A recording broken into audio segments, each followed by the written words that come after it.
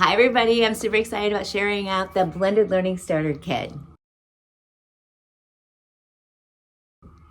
Hey guys, thanks for joining. Today I'm going to be talking about the Blended Learning Starter Kit that we put together to help any educator that's looking to increase student engagement and ownership in their classroom environment.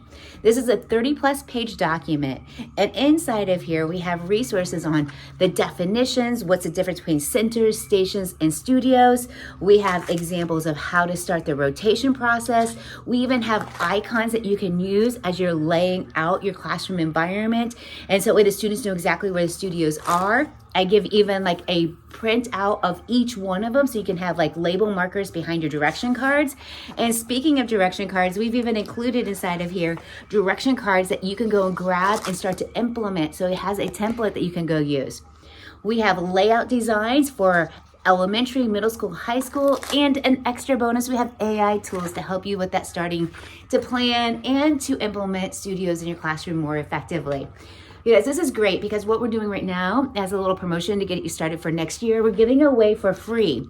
So you can go right now to our website, grab the Blended Learning Starter Kit, download it, use it as a resource as you're getting ready to plan for the next school year.